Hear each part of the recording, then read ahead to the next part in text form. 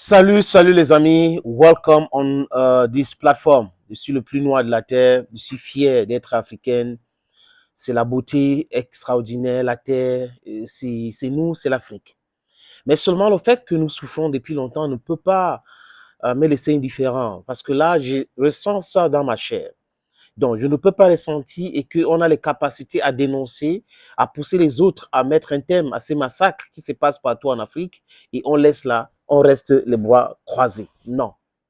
On ne doit pas assister passif à tout le mal que l'Occident est en train de faire en Afrique à travers les organisations criminelles qu'ils ont créées au soir de la Deuxième Guerre mondiale pour pouvoir asseoir encore l'hégémonie dans le monde. Nous, en tant qu'Africains, on a aidé ces gens-là à se libérer de Hitler, mais ils nous ont proposé autre chose. Ils nous ont proposé la précarité. Ils nous ont proposé la brutalité. Ils nous ont proposé la colonisation dans une autre forme. Les amis, nous avons parlé de la Libye. Nous parlons de la Libye, nous parlons du Tchad, nous parlons du Niger, du Burkina Faso, du Mali et à la République centrafricaine. Trouvez le lien pour bien comprendre ce qui s'est passé entre-temps. Mais le peuple centrafricain, c'est un cas aussi spécial. C'est un peuple qui a connu beaucoup de coups d'État, tellement de groupes rebelles. Ces groupes rebelles-là sont financés par ceux que vous connaissez très bien. Et à un moment donné, vous verrez qu'ils changent de tactique. Parfois, quand ça ne donne pas, ils vont faire une guerre entre chrétiens et musulmans. Et vous vous posez la question, dans l'histoire de l'Afrique, la chrétienté, ça sort d'où? L'islam vient d'où? Ce n'est pas nous. Pourquoi donc on va venir avec les choses qu'on nous a imposées pour nous diviser avec? Ça n'a pas de sens. Et vous avez les drogués d'un côté et les gens censés de l'autre côté qui doivent se défendre parce qu'on a dit à ces drogués, par exemple, le groupe qu'on appelle la République centrafricaine, FPRC, ce sont des drogués, ce sont des malades, c'est des brigands financés par ceux que vous connaissez très bien. Et les amis, les Nations Unies ont encore envenimé cette situation. Comme d'habitude, à chaque fois qu'on vous parle de mission des Nations Unies quelque part pour le maintien de la paix, sachez que c'est une mission pour le maintien de la guerre ou du désordre ou du banditisme. La MINUSMA au Mali était là pour faire quoi? Pour servir comme passerelle, pour donner des armes aux groupes rebelles, des bandits, des drogués, pour continuer à déstabiliser le pays, pour que les grandes firmes occidentales continuent de faire quoi? Exploiter sauvagement le sous-sol, donc voler, piller. On a eu Balkan, on a eu tout ça. Ce sont des groupes ou des organisations créées pour nous maintenir toujours dans la souffrance. Je le dis clairement et les preuves sont là. Personne ne peut dire le contraire. Où est-ce que les Nations Unies ont apporté la paix? Regardez ce qui se passe à Gaza aujourd'hui. Ce que Netanyahou fait contre le peuple palestinien. Le secrétaire général des Nations Unies, il est là, il se pavane, il n'arrive à rien faire. Pourquoi est-ce qu'on ne crée pas une force vraiment multinationale pour la paix en Palestine ou pour la paix au Liban? Ce qu'on a créé au Liban là, est-ce que Israël respecte cela? Personne ne respecte. Donc, on est les faibles. S'il y a la Cour pénale internationale, c'est pour les Africains.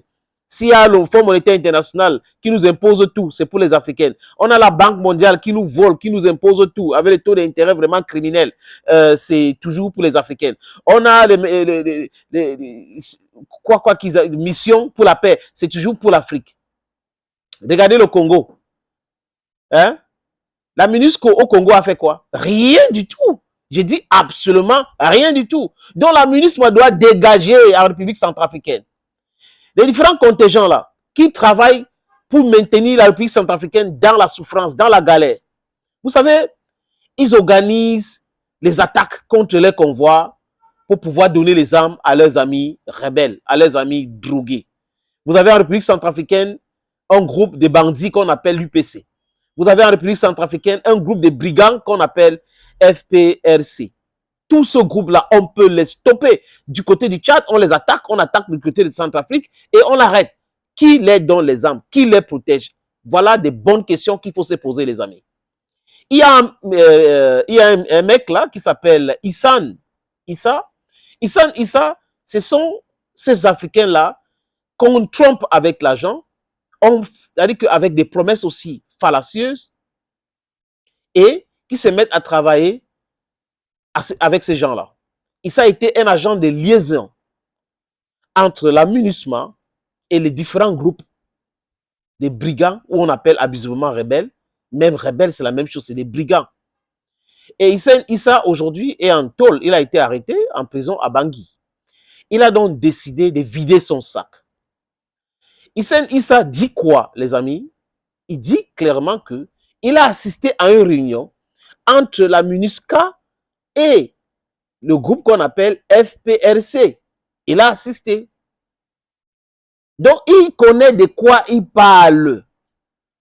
Il était, je répète, agent de liaison entre les groupes militants en République centrafricaine avec la MINUSCA. Donc, la MINUSCA vient pour imposer la paix. Parce que si qui veut imposer la paix fait la guerre, désarme les rebelles. Mais pour cela, ils ont les agents de liaison qui travaillaient avec eux. Et le gars a assisté même à une réunion entre la MINUSCA et le groupe de bandits, de brigands financés par les Caucasiennes qu'on appelle FPRC. Il a assisté, les amis. Mettez ça dans votre tête. Et il a affirmé que le contingent marocain est en contact, le contingent marocain, je répète, est en contact, vraiment comme ça, poussé, avec l'UPC. Et le crime est terrible, les amis. Qu'est-ce qu'ils font? Ils échangent les munitions avec de l'or. Donc, ces brigands-là ont l'or et ils viennent leur donner, ils leur donnent les armes. Donc, le contingent marocain qu'on a accusé la dernière fois, ça continue de faire ce sale boulot. Et certainement, ils seront derrière cette idée de cogner la tête entre les chrétiens et les musulmans. Sacrée Afrique. Sacrée Afrique.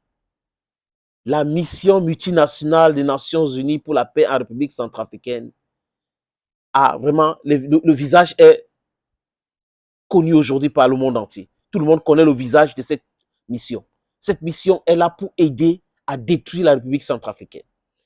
Et là, la République centrafricaine, je pense, devrait ouvertement demander le départ de ces gens-là. Je pense que Touadéra peut le faire. Demander le départ, parce qu'ils sont là en train de tourner en attendant qu'on proroge leur mandat, le Conseil de sécurité des Nations Unies. Tout le monde doit s'opposer. Ces gars-là doivent rentrer chez eux. Ce sont les agents de l'insécurité. Ce sont les agents de l'impérialisme qu'on a envoyés en République centrafricaine pour détruire complètement ce pays. La MINUSCA ne sert à rien. Le contingent marocain, le roi marocain doit demander à ces gars-là de rentrer chez lui. C'est vrai qu'il y a de l'argent et tout cela, mais ce n'est pas plus important que l'unité de l'Afrique. Et il faut les fouiller. Quand des différents contingents vont quitter la République centrafricaine, il faut les fouiller, vous allez trouver l'or, beaucoup d'or. Et même au Maroc, il faut faire très attention parce que c'est des choses qu'ils peuvent venir utiliser contre la sécurité de l'État. Oui, ces contingents-là. Issa a dit, un agent de liaison qui était, qui est là avec vous, qui voyait comment ça se passait. Les attaques ont monté contre telle ville, tel village et autres, qui sont des choses bien préparées avec la MINUSCA, l'UPC, FPRC. On n'est pas dupe. L'Afrique va se libérer. Paix en République centrafricaine et abat la mission des Nations Unies, la mission multinationale des Nations Unies pour la guerre. Ils disent que c'est pour la paix. Thank you, friends. Thank you for watching. Bye-bye for now.